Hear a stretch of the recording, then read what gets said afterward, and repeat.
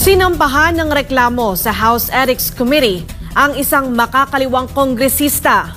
Alamin kung ano ang grounds o mga basehan ng reklamo sa balita ni MJ Mondehar mula sa Kamara. Mula Mindanao ay dumayo pa dito ngayong araw ang ilan sa ating mga kapatid na IPs mula sa tribo Talaingod para sampahan ng reklamo ang isa sa mga itinuturing nilang kalaban ng tribo. Pinatatanggal ng tribal leaders ng Talaingod, Davao del Norte si ACT Teachers Representative Franz Castro. Si Castro ay naunang tinukoy ni dating Pangulong Rodrigo Duterte bilang prente ng teroristang grupo na New People's Army UNPA. Ayon sa IP leaders, walang karapatan si Castro na manatili bilang congresswoman dahil convicted ito sa kasong child abuse. Parang walang respeto, bakit nandyan pa rin siya sa kongreso? Saan pa ni Dato Kausing, malaking pasakit ang dinulot ni Castro at ng mga kasama niyang NPA recruiter sa kanilang tribo. Diin niya, walang kapatawaran ng gulong dinala ni Castro at ng iba pang CPP, NPA, NDF legal front sa Kongreso. Bukod kay Castro, tinukoy rin ni dating Pangulong Duterte ang Gabriela, Kabataan at Bayan Muna, mga party list na prente din ng NPA. Gusto namin na marinig yung sa aming hinaing na matanggalan siya, mapaalis isip congresswoman sa ating bansa or kasi parang iba talaga sa aming customary law kasi parang wala na kaming wala nirerespeto yung law namin. Deklarado bilang persona non grata ng tribong Obo-Banuvo si Castro at iba pang leftist lawmakers. Bukod kay Castro, convicted rin sa kasong child abuse si former Bayan Muna representative sa Toro Campo. Ang kaso ay nagugat sa insidente sa Talaingod noong 2018 kung saan dinukot ng grupo na Castro Tocampo ang 14 na minor de edad mula sa Salugpungan School. Ayon naman kay Attorney Israelito Torion na sinamahan ng IP sa paghain ethics complaint, dapat may aksyon ng Kamara sa reklamo ng IP sector kahit may apilama kaliwang mambabatas. Dapat rin ani Torion na isa lang sa investigasyon ng kongresista.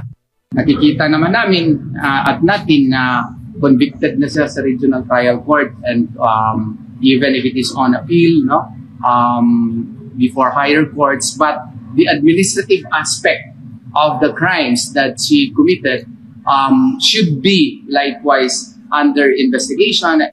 Umaasa naman ang tribo Talaingod na pakikinggan ng gobyerno ang kanilang hinaing at mapigilan sa pagtakbong senador si Congresswoman Franz. Sabi po ni Castro, ito ay isa lamang na paghihiganti. Iyan. Yung pong reklamo sa kanya ay isang paghihiganti. Another baseless harassment suit. Baseless daw. Wala bang basihan yung pagrereklamo sa kanya sa Ethics Committee? Torion, Attorney Torion, wala ba kayong basihan? Hinaharas nyo lang ba? Gusto nyo lang ba maghiganti kay Franz Castro? Dahil kayo ay maka-Duterte? At si Franz Castro ang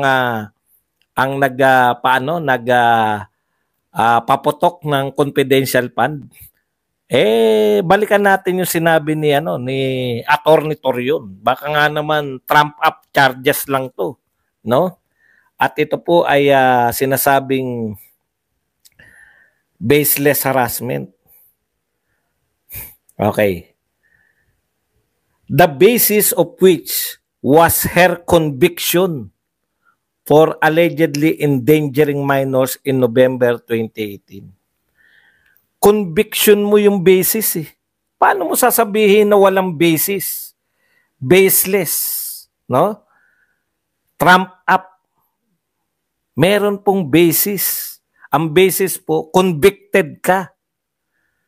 Kaya kanila nirereklamo kasi wala pa pong convicted na congressman.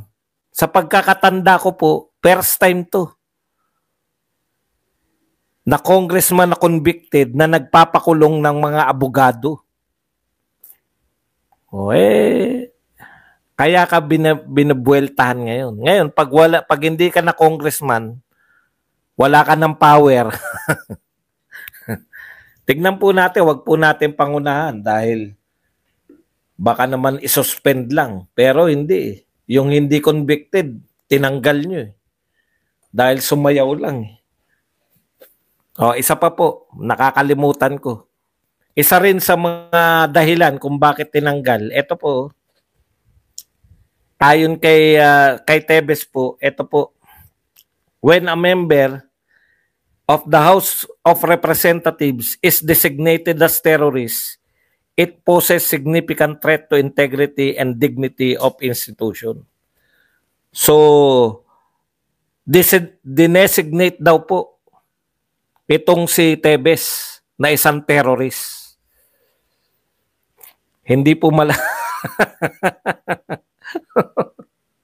hindi po rin ewan ko lang kung sinampa ni Torion yun, ha? Pero yung basis lang eh. Pero, di ba? So far, ang pagkakaalam natin, may mga grupo dito na dinesignate po as terrorists. Ay pwede pala maging basis yan para tanggalin ka bilang congresswoman. Yan lang, no? Kaya yung mga nirereklamo nito ni Castro, wala ba talaga? Hindi, ano po yun ha? Binanggit ko lang po yung kay Tebes. Hindi ko po alam, hindi ko po nabasa yung reklamo ni Torion. Pero yung ang sigurado tayo, ito pong ang basis niya ay yung conviction ni Franz Castro. Okay. Hindi ko rin po alam kung ano po yung hinihingi ni Attorney Torion at ng mga Manobo Tribal Council na maging kaparusahan. Nanganganib ka pa. Sabagay, hindi ka rin naman mananalong senador. Nanganganib ka pa na ma-disqualify.